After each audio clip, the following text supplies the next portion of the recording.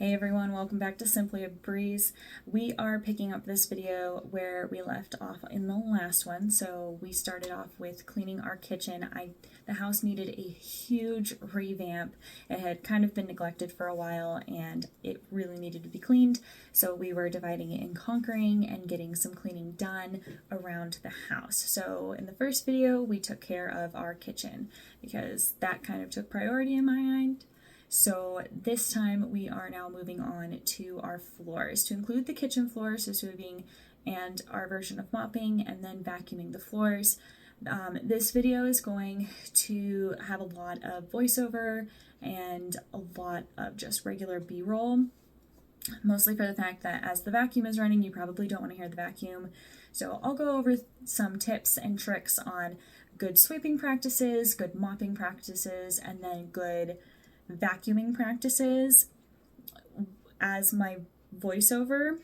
And if there's anything that you feel that I missed throughout this video, just some content that you think would have really added value, please let me know in the comments below. I'm still new to this, and anything that you want to see is important to me because that's the content that I'm creating is for you to help others. So here we go. We're picking up where we left off. We're going to start sweeping that kitchen floor. Hey everyone. So like I said, today we're sweeping and cleaning all of the floors throughout the house. If you watched the video prior, you saw that I said we're just going to wipe down the counters and brush everything onto the floor because we were going to clean the floors later on. So therefore I wasn't concerned about collecting everything that was coming off of the counters. That's a good practice if you are doing a big cleaning day, is if you work from top to bottom, so say you dust first and then you wipe down the counters and then you clean the floors, then you're not doing extra work. If you cleaned the floors and then wipe down the counters and you threw stuff back on the floor, then you had to re-clean the floor. That's just a lot of unnecessary work. Whereas if you work top to bottom, when you are cleaning, generally you're going to be the most efficient and practical in the way that you do things. I have met people who did not know how to sweep, and that's okay. There's absolutely nothing wrong with that. Some people just aren't taught, but sweeping is really easy.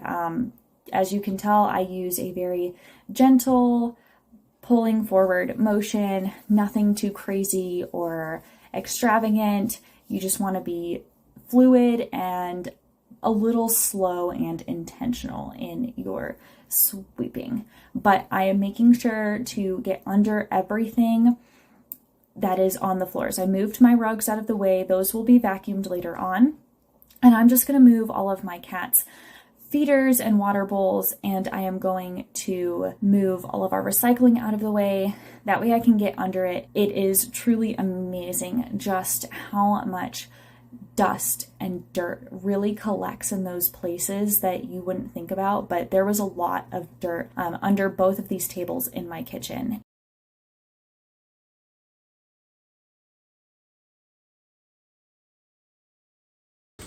So this thing is really cool.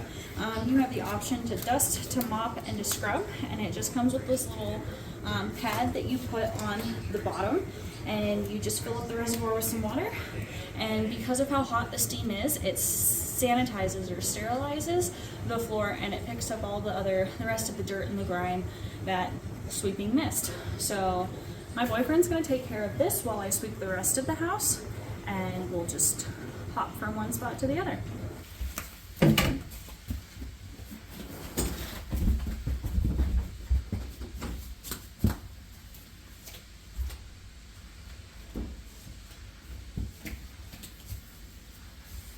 How much stuff that mat caught, like holy buckets. So I highly recommend that if you want to keep the house looking a little tidy without a whole lot of work, cleaning your floors makes a world of difference. And so if you clean your floors, sweeping for me only takes anywhere between 2 to 5 minutes depending, but it's a really quick activity and it makes a difference to me whenever I walk into the kitchen and I'm not stepping on all of the little food particles and dirt that may have been tracked in.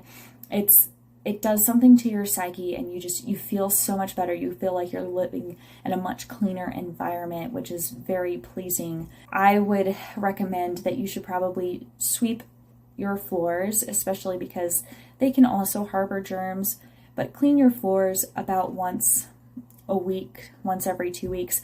Like I said, we waited an embarrassingly amount of time. If you can see right now just how much dirt and everything else that's been collected by the floors over the time, this is why you want to clean your floors, because we could be walking on that and then tracking it into our carpet, which is then going to make our carpet even dirtier. So one thing affects the other.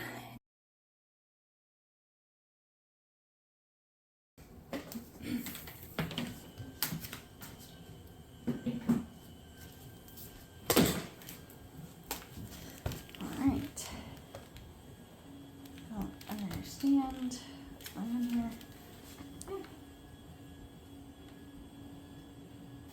Okay, so now we're going to use the steam mop. My boyfriend went and did other things, so I can show you how this works. We're just going to push this button and we're going to turn it to mop. And it's going to release some steam, and off we go. That's our steam mop. It's really cool because it's very eco-friendly. I don't have to use any harsh chemicals to clean my floors now. I am slowly working on transitioning all of the cleaners with much better, healthier, less toxic ingredients. But that's a slow transition. I am having an internal struggle of just throwing out all of this product that I currently have. So I figured I have it, we might as well use it. If anybody knows of a good way to dispose of these type of chemicals, please let me know down in the comments below, because I currently don't know what to do with it other than just use it until it's gone.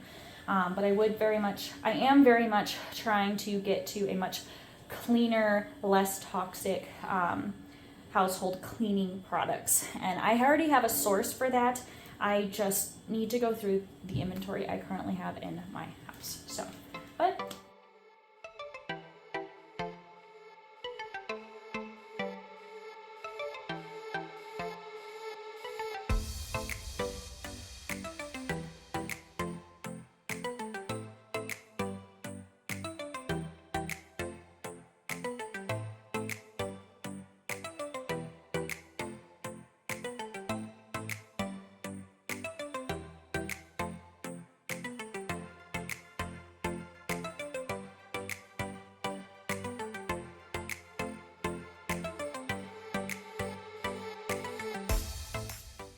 All right, so now we are on to vacuuming.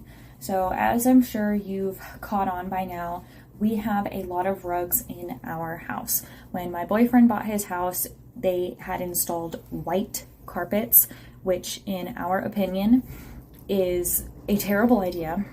It's incredibly hard to keep clean.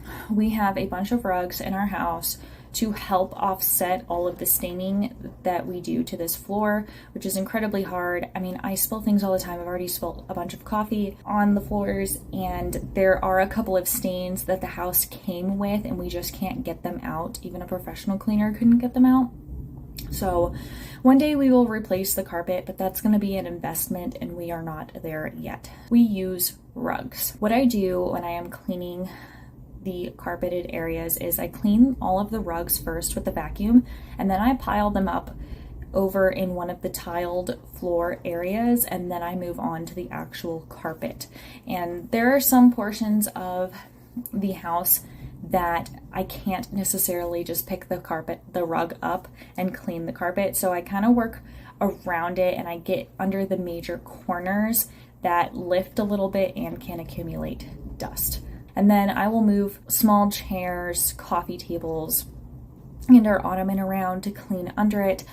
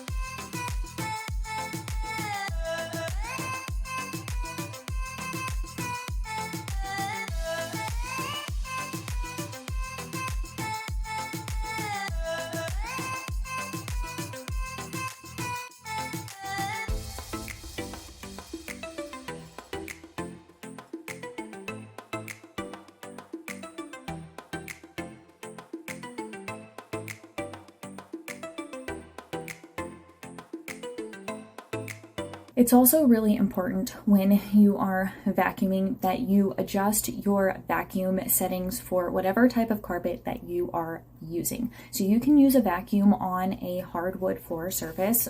Most vacuums have an option for bare floor, and then they go up from there where it's super low carpet, moderate carpet, and then I have also found that there are some that have a super shaggy or super high carpet setting. That way you can get those really shaggy rugs that you may have in your home. So there's a setting for everything. You just want to make sure that you are not trying to vacuum a shaggy carpet while you're on any of these super low settings for either bare floor or super low carpet, because you can actually burn up the motor for the bristles or for the brush that spins to pick up all the dust.